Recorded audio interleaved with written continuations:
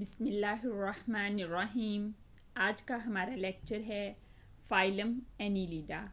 Phylum Annelida domain Eukarya की kingdom animalia से belong करता है। सबसे पहले हम इसकी डायग्राम देख लेते हैं ताकि एक इमेज जहन में बन जाए, फिर इसके करैक्टर स्टडी करना इजी हो जाएंगे। तो यहाँ पर आप देखें कि ये एक एनीलिड बना हुआ है, तो ये आपको किस शक्ल का नज़र आ रहा है? ये वर्म लाइक है। इसकी बॉडी के ऊपर ये आपको सेगमेंट्स नज़र आ रहे होंगे। इनकी बॉडी सेगमेंटेड होती है। मैं इसका ज़रा क्लोज वर्जन आपको दिखाती हूँ। अगर हम इसे क्लोजली देखें तो ये कुछ इस तरह से नज़र आता है। इसकी बॉडी के ऊपर आपको ये क्लियरली सेगमेंट्स नज़र आ रहे होंगे। ये सेगमेंट्स हैं। एनुलस से ये लफ्ज़ निकला है और एनुलस का मतलब होता है रिंग। इनके जो सेगमेंट्स हैं ये रिंग्स की तरह से बॉडी के ऊपर प्रेजेंट है और इस वजह से इनका नाम एनीलिडा है। अब इसमें देखें कि ये वर्म लाइक इसकी बॉडी है और ये नीचे आपको इसके नज़र आ रहे होंगे, ये इसके सीटी हैं। इन सीटी की मदद से ये किसी सरफेस से अटैच होते हैं। कुछ सीटी कुछ और फंक्शंस भी परफॉर्म करते हैं, जैसे कि सेंसरी फंक्शंस, लेकिन मेनली इसका ये फंक्शन अटैचमेंट है। इनमें distinct dorsal, this is dorsal and this is ventral. इनमें डॉर्सल और वेंट्रल साइड्स होती हैं। ये इसकी डॉर्सल साइड है और ये इसकी वेंट्रल साइड है। अब अगर हम देखें कि पीछे हम जो फाइलम पढ़ रहे थे तो वो फाइलम मोलस्का था और फाइलम मोलस्का को हमने कहा कि दे आर सीलोमेट्स। तो वहाँ से आगे सारे फाइलम जो हैं वो सीलोमेट्स के हैं, तो ये भी सीलोमेट ही होंगे। अगर आप तरतीब से फाइलम्स के नाम याद रख लें तो एक बड़ी अच्छी बात होगी कि आपको पता होगा कि हर नया फाइलम पिछले फाइलम से एडवांस होता है। तो सीलोमेट ज़्यादा एडवांस करैक्टर है। अब यहाँ पर कोई भी फाइलम सूडो सीलोमेट या ए सीलोमेट नहीं हो सकता। यहाँ से ऑनवर्ड, मोलस्का से ऑनवर्ड सारे फाइलम सीलोमेट्स में आते हैं। अब हम इनके जनरल करैक्टर देखते हैं कि सबसे पहले इनको कॉमनली सेगमेंटेड वर्म्स कहते हैं क्योंकि इनमें डिफरेंट सेगमेंट्स पाए जाते हैं। ये मेराइन वाटर में, फ्रेश वाटर में, डैम्प सॉइल में भी प्रेजेंट होते हैं और इसके अलावा ये एक्टोपैरासाइट्स भी होते हैं। मेराइन वाटर का क्या मतलब है? जिसमें सॉल्ट कंसंट्रेशन ज़्यादा होती है और उसकी एग्जांपल नेरीज है। फ्रेश वाटर जिसमें सॉल्ट कंसंट्रेशन कम होती है, दरियाओं, नदी नालों का पानी, दैट इज़ फ्रेश वाटर, और इसकी एग्जांपल लीच है। लीच फ्रेश वाटर में रहती है। और डैम्प सॉइल नमी वाली सॉइल है, मॉइस्ट सॉइल है, और इसकी एग्जांपल मॉइस्ट सॉइल में जो पाए जाते हैं वो अर्थवर्म हैं। कुछ एनीलिड्स जो हैं वो एक्टोपैरासाइट्स भी होते हैं। पैरासाइट्स वो होते हैं जो कि किसी दूसरे ऑर्गेनिज्म की बॉडी के अंदर या ऊपर रहें और उसे नुकसान या डिजीज़ काज करें। लीच जो है ये ब्लड सक करती हैं और ये बॉडी के बाहर से ही अटैच होके बॉडी से ब्लड सक कर लेती हैं। इस वजह से ये एक्टोपैरासाइट्स हैं। Their body is divided transversely into a number of similar parts called segments. Transverse का मतलब क्या होता है? इस तरह से ये पोजीशन ट्रांसवर्स पोजीशन होती है। ठीक है, तो ट्रांसवर्सली इनकी बॉडी बहुत सारे सेगमेंट्स में डिवाइडेड होती है और वो सेगमेंट्स सिमिलर पार्ट्स पर मुश्तमिल होते हैं। हर सेगमेंट में कुछ स्ट्रक्चर्स ऐसे हैं जो कि सब में पाए जाते हैं, जिसकी वजह से तमाम सेगमेंट्स एक दूसरे के सिमिलर हैं। वो कौन से पार्ट्स हैं जो सब में पाए जाते हैं? हर सेगमेंट का अपना circulatory, excretory and neural element होता है। तो इसका मतलब है कि हर सेगमेंट ही एक जैसा है। This type of segmentation in body is called metameric segmentation. ऐसी सेगमेंटेशन जो बाहर से भी नज़र आ रही हो और अंदर भी सेगमेंटेशन पाई जाती हो। अंदर सेगमेंटेशन कैसे? कि अंदर भी कुछ ऑर्गन्स रिपीट हो रहे हों, तो ऐसी सेगमेंटेशन को मेटामेरिक सेगमेंटेशन कहते हैं। समटाइम कुछ और फाइलम्स हैं जिनमें बाहर से हमें लाइनें नज़र आ रही होती हैं बॉडी के ऊपर, लेकिन इंटरनली उसमें सेगमेंट मौजूद नहीं होते। तो इस तरह की सेगमेंटेशन को मेटामेरिक सेगमेंटेशन नहीं कहते। लेकिन जो सेगमेंटेशन एनीलिड्स में पाई जाती है, जिसमें बाहर से भी सेगमेंटेशन नज़र आ रही है और अंदर इवन सेप्टा मौजूद है जो कि इस पार्ट को इस पार्ट से, दो पार्ट्स को एक दूसरे से सेपरेट कर रहा होता है, वो सेप्टा इनके अंदर मौजूद होता है। सेप्टा या क्रॉस वॉल ये दो सेगमेंट्स को एक दूसरे से सेपरेट कर रही होती है। हम इनकी सिमेट्री की बात करें तो एनिलिड्स बाइलेटरल सिमेट्री रखते हैं। बाइलेटरल सिमेट्री का क्या मतलब है? जब सिंगल प्लेन से ऑर्गेनिज्म को 2 इक्वल हाफ्स में डिवाइड किया जा सके तो वो बाइलेटरल सिमेट्री होती है। दे आर ट्रिप्लोब्लास्टिक, यानी कि 3 जर्म लेयर्स। जर्म लेयर्स क्या होती हैं? डेवलपमेंटल प्रोसेस में जो लेयर्स बनती हैं उनको जर्म लेयर्स कहते हैं। तो इनके जो एम्ब्रियो है उसमें 3 लेयर्स होती हैं, एक्टोडर्म, मेसोडर्म और endoderm. They are protostome coelomate. अब हमने पिछले फाइलम में मोलस्का में बात की थी कि वो सीलोमेट हैं, और सीलोमेट में आगे 2 टाइप्स होती हैं, प्रोटोस्टोम और ड्यूटेरोस्टोम। तो वो भी प्रोटोस्टोम थे, ये भी प्रोटोस्टोम है। अब कुछ फाइलम प्रोटोस्टोम सीलोमेट के आएंगे। प्रोटोस्टोम का क्या मतलब है? इनमें माउथ की डेवलपमेंट इनके एनस की डेवलपमेंट से पहले होती है। जब माउथ पहले डेवलप हो और एनस बाद में डेवलप हो तो ऐसे जो ऑर्गेनिजम्स हैं उनको हम प्रोटोस्टोम्स कहते हैं। Annelids have special parts called सीटी। इनके सीटी भी होते हैं, जैसे कि आपको डायग्राम में भी दिखाया है।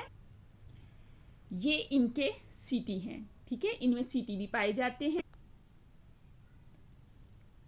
सीटी होते कहाँ पर हैं और कैसे स्ट्रक्चर के होते हैं? सीटी आर काइटनस ब्रिसल्स, काइटन के बने हुए होते हैं। काइटन एक पॉलीसेक्राइड है, एक स्ट्रक्चर है, उसके ये बने होते हैं और प्रेजेंट कहाँ पर होते हैं? In the ventral wall of each segment. यहाँ पर यहाँ देखें कि ये वेंट्रल वॉल में प्रेजेंट है। अब यहाँ पर एक एक्सेप्शन भी पाई जाती है, सीटी आर एब्सेंट इन लीचीज। लीचीज भी फाइलम एनिलिडा से बिलोंग करते हैं, लेकिन उनमें ये सीटी प्रेजेंट नहीं होते। Their body wall is surrounded by a moist a cellular cuticle secreted by epidermis. Epidermis क्या होती है? बॉडी की सबसे बाहर वाली लेयर। इनकी बॉडी की जो सबसे बाहर वाली लेयर होती है वो मॉइस्चर रिलीज करती है। मॉइस्चर जो है वो ए सेलुलर है। ए सेलुलर का मतलब है कि सेल पर मुश्तमिल नहीं होता, that is just a moisture, a moist layer होती है। और moist a cellular cuticle secreted by epidermis, epidermis उसको सेक्रेट करती है। They possesses tube like digestive system. Tube like digestive system क्या होता है? ऐसा डाइजेस्टिव सिस्टम जिसमें 2 ओपनिंग्स पाई जाती हैं, माउथ भी और एनस भी।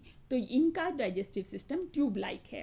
The digestive tube is divided into distinct parts, each performing a specific functions. जैसे हमारे ह्यूमन बीइंग में होता है ना कि कहीं स्टमक है, स्मॉल इंटेस्टाइन है, लार्ज इंटेस्टाइन है, हर एक का एक सेपरेट फंक्शन है। इसी तरह से जो इनकी डाइजेस्टिव कैविटी है वो भी पार्ट्स में डिवाइडेड है और हर पार्ट का एक स्पेसिफिक फंक्शन है।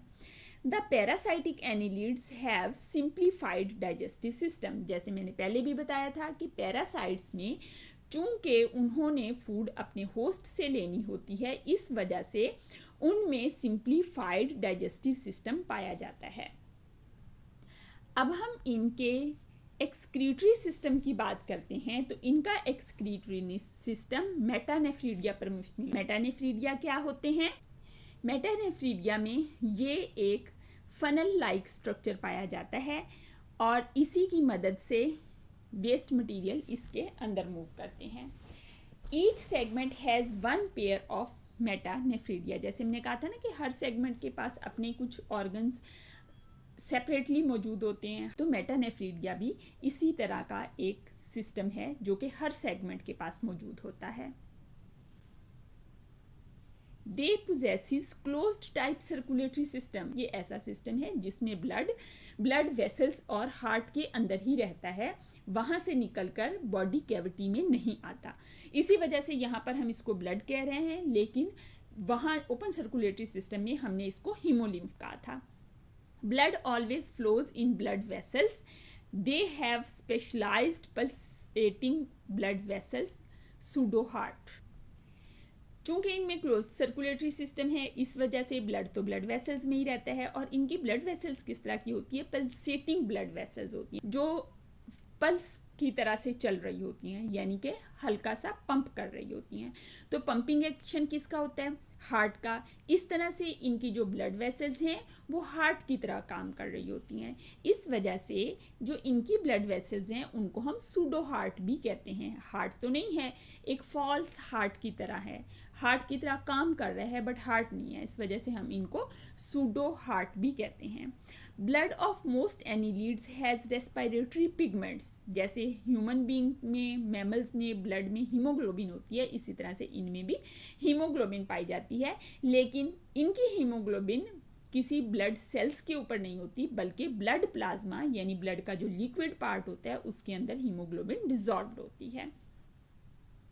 हमारे अंदर ये हीमोग्लोबिन रेड ब्लड सेल्स के ऊपर मौजूद होती है, लेकिन यहाँ पर एनिलिड्स में हीमोग्लोबिन डिसॉल्व्ड होती है ब्लड प्लाज्मा यानी ब्लड के लिक्विड पार्ट में। अगर हम इनकी गैशियस एक्सचेंज देखें तो गैशियस एक्सचेंज इनमें स्किन के ज़रिए से होती है।